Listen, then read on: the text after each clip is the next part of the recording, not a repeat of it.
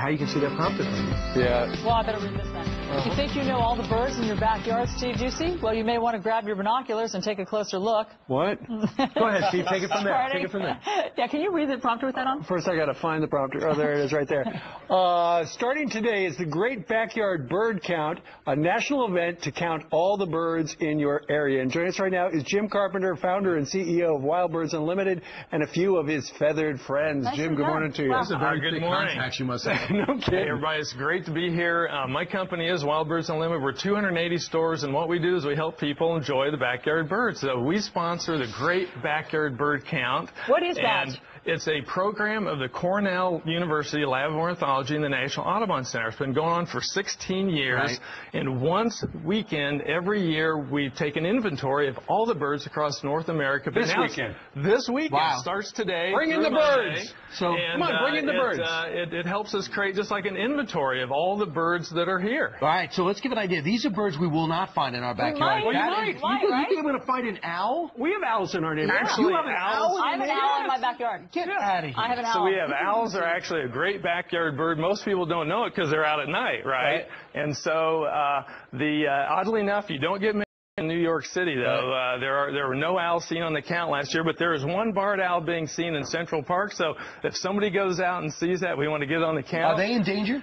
They are not endangered, but there were only 1,400 owls, barred owls, on the count last year, so we need to get some nighttime counters. Now, see, here's the deal. I do have an owl in my backyard, but I never see him. I hear him. Well, he sees Well, I'll you. tell you how to tell the difference between a barred owl. Now, barred owls are very easy to identify. The barred owl makes it says, "Who cooks for you?" So it's going to be,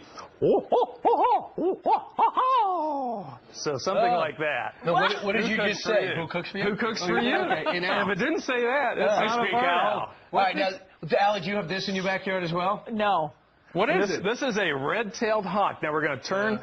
This is Ruby, the red-tailed hawk, and turn Ruby around so we can see her Jim, beautiful red tail right here. You can't touch the birds. No, we cannot touch these birds. They are wild birds, but they're used for educational purposes. They've been injured, and now Tenafly Nature Center over in Tenafly, New Jersey. This is Deborah and Timothy brought these for us. We thank them very much for that. Very, very But they are actually.